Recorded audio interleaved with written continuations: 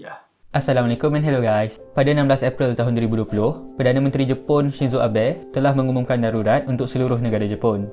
4月7日に宣言した緊急事態措置を実施すべき区域を7都府県から全都道府県に拡大することといたします。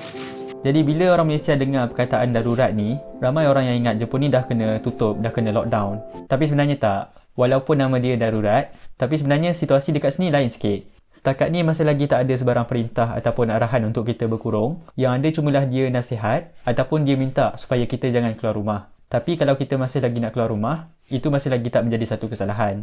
Jadi hari ni insyaAllah aku nak cakap tentang dua perkara. Yang pertama adalah tentang situasi COVID-19 dekat Jepun. Dan yang kedua adalah tentang keadaan sesetengah rakyat Malaysia yang dikatakan terkandas dekat sini.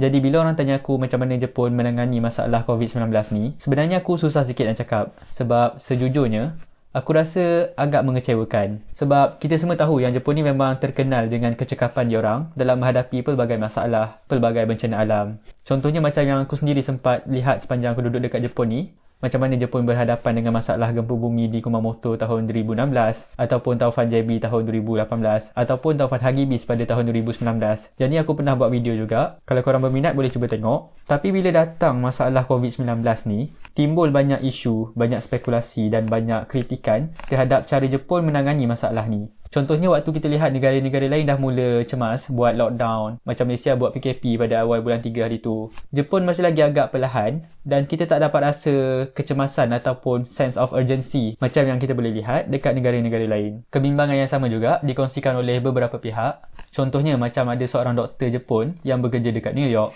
ataupun seorang selebriti Jepun yang tinggal di Malaysia juga. ちょっと言葉を選ばずに言っていいのであれば、狂ってますよ。かなり。はい。危機感が足らないっていうこともそうですし、Kalau kita tengok pada awal bulan 3 hari tu, kes dekat Jepun boleh dikatakan sangat rendah berbanding dengan negara-negara lain. Tapi sebenarnya waktu tu kita orang yang dekat sini rasa agak pelik sebab kita tahu Jepun waktu tu tak buat banyak sangat untuk membendung masalah COVID-19 ni. Yang ada waktu tu cuma diorang tutup sekolah dan juga beberapa destinasi pelancongan untuk satu tempoh waktu. Tapi aktiviti harian masih lagi diteruskan macam biasa. Orang masih lagi pergi kerja macam biasa, kereta api masih lagi penuh, bandar masih lagi sesak. Dan waktu ni Jepun dah mula dapat kritikan sebab kadar ujian yang dilakukan waktu tu sangat rendah berbanding dengan negara-negara lain. 絶対数上がるという認識なら検査増やさなきゃダメじゃないですか。 Dan waktu ni juga ramai pihak yang mendakwa diorang ada simptom-simptom COVID-19 tu tapi tak dibenarkan untuk ambil ujian untuk tengok diorang ni positif ataupun tak. Jadi disebabkan perkara-perkara ni, timbul beberapa spekulasi. Ada spekulasi yang mengatakan Jepun ni sengaja rendahkan kadar ujian sebab mereka nak kekalkan kes positif tu rendah supaya mereka boleh buat Olimpik. Sebab waktu tu Olimpik tak batal lagi. Obor Olimpik tiba di Jepun hari ini di sebalik penularan COVID-19. Jadi sejauh mana kebenaran spekulasi ni aku tak tahu. Tapi secara kebetulannya, selepas Jawatan Kuasa Olimpik Antarabangsa mengumumkan yang Olimpik ni akan ditangguhkan ke tahun hadapan, secara tiba-tiba barulah kes positif dekat Jepun ni naik mendadak. That we have to postpone the Olympic and Paralympic Games Tokyo 2020.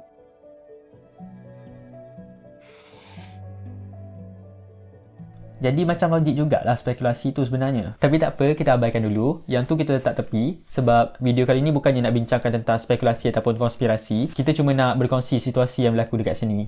Jadi walaupun waktu ni kita tengok situasi dah mula merisaukan, tapi dekat Jepun ni masih lagi ramai pihak yang terlebih tenang. Contohnya kita boleh lihat macam mana ramai orang yang pergi berkelah di taman-taman, bersesak-sesak untuk menghayati keindahan bunga sakura. Walaupun waktu tu kalau kita tengok dekat negara lain, semua dah mula berkurung. Jadi bila kes dah mula naik mendadak ni, barulah kita dapat tengok kerajaan Jepun mula mengambil langkah-langkah yang lebih serius. Pada mulanya, Perdana Menteri Jepun mengumumkan darurat di 7 negeri sahaja dekat Jepun. Kemudian ia dikembangkan ke seluruh negara Jepun. Dan sekarang ni kalau kita pergi ke kedai, dah ada plastik yang diorang letak untuk jadi penghadang antara juruwang dengan pelanggan. Dan hari itu Perdana Menteri Jepun ada umumkan yang mereka akan berikan wang bantuan sebanyak 100,000 yen ataupun lebih kurang RM4,000 seorang.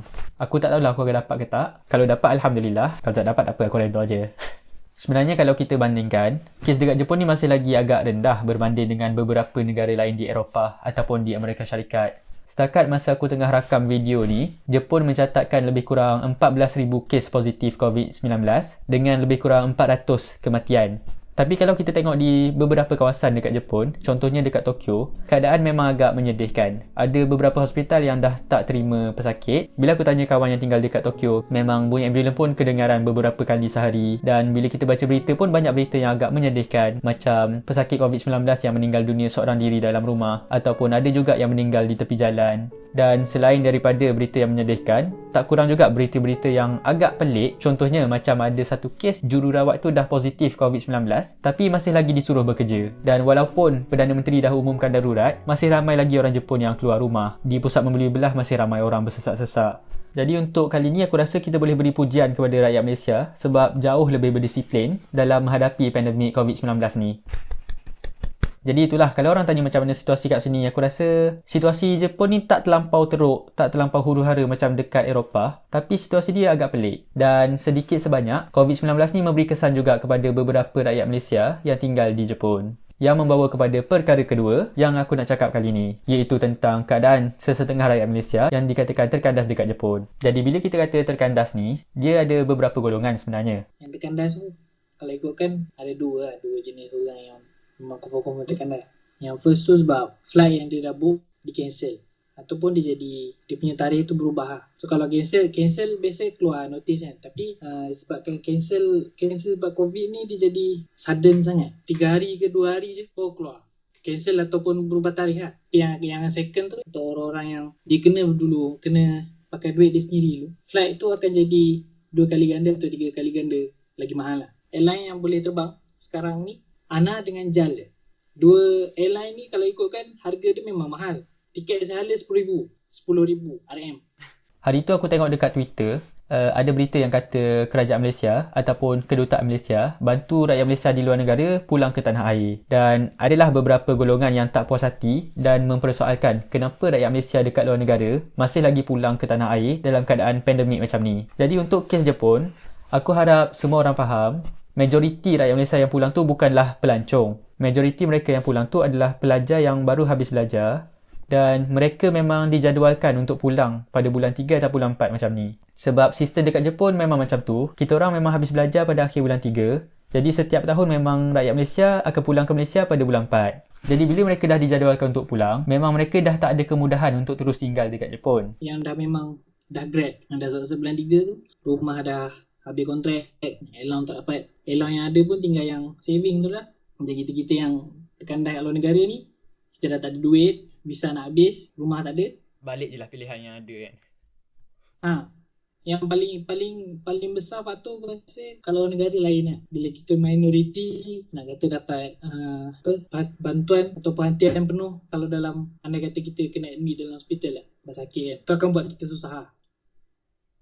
Jadi kita boleh nampaklah situasi diorang. Diorang bukannya suka hati nak balik masa ni, tapi memang keadaan memaksa untuk diorang balik. Kalau macam kita orang yang bekerja dekat Jepun, yang ada pendapatan, yang ada rumah, yang ada visa lama lagi, memang kita akan cuba sedaya upaya untuk elakkan daripada balik ke Malaysia waktu pandemik macam ni. Tapi untuk mereka terpaksa untuk balik. Jadi yang tu aku harap kita semua faham. Dan untuk mereka balik tu pun sebenarnya tak mudah. Banyak halangan dia. Tiket terlampau mahal. Tiket yang dah beli terpaksa dibatalkan dan sebagainya. Sebab itulah kerajaan Malaysia ataupun kedutaan Malaysia terpaksa bantu setakat yang mereka boleh. Bila nak balik, mostly akan call dulu lah embassy. Mana flight yang okey kan. Dan flight, embassy akan beritahu yang time tu, yang flight yang embassy aturkan waktu tu sebenarnya dia under MAS, tapi dia operated by JAL.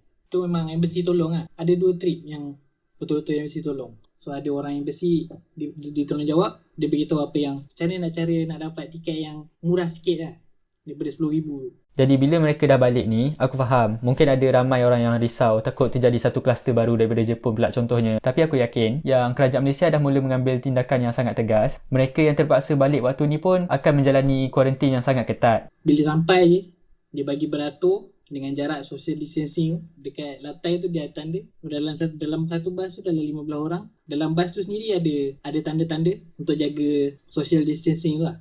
Yang first screening, thermal punya kamera tu kena isi borang, flight tu dari mana, sebelum tu ada flight daripada mana-mana juga ke. Lepas tu dia suruh update kod-kod kalau ada demam, ada sesama, ada sakit tekak atau ada batuk-batuk. Lepas isi borang, lepas tu akan ada orang-orang yang ditugaskan situ, hantar bagi borang tu kat diorang. Orang-orang tu akan tanya benda yang sama berkaitan dengan apa yang kita tulis dalam borang tu. Lepas siap pasport tu, dia akan bagi borang lagi sekali. So ada satu guideline lah, apa boleh buat, apa tak boleh buat time quarantine. Dia akan panggil siapa yang nak pergi toilet ke apa. Sebab lepas tu perjalanan dia memang tak berhenti apa. So sebelum naik bas tu, dia akan spray bag-bag kita semua. Lepas tu dia akan bagi tangan kita untuk sanitize. Lepas tu baru naik bas.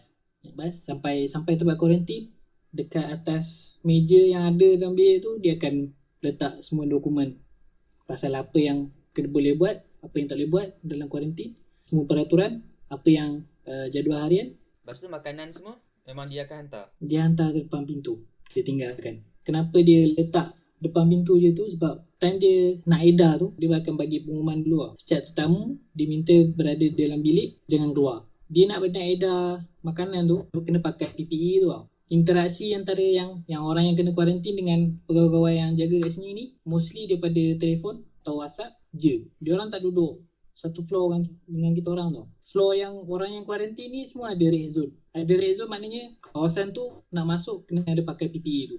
Dia tak macam hotel lah. So orang-orang yang berjaga tu dia akan duduk satu floor yang dikira green zone. Green zone tu okey lah, dia orang tak pakai PPE pun. First day aku tak tahu, tapi sebab trik aku ni first day dia ada buat swab test tu. Tak tahu untuk semua ke apa, tapi aku antara orang yang kena lah. Jadi aku betul-betul berharap kita sama-sama cuba berlapang dada. Aku faham kita semua risau, kita nakkan yang terbaik untuk negara kita. Jadi marilah kita sama-sama jalankan tanggungjawab kita masing-masing. Just stay at home. Dan kita doakan yang terbaik untuk semua. Jadi itu je lah video untuk kali ni. Terima kasih kerana menonton. Kalau korang ada sebarang persoalan, ada sebarang komen, jangan lupa tinggalkan komen korang dalam ruangan komen di bawah. So that's all for today. Thank you for watching. Until next time, may peace be upon you.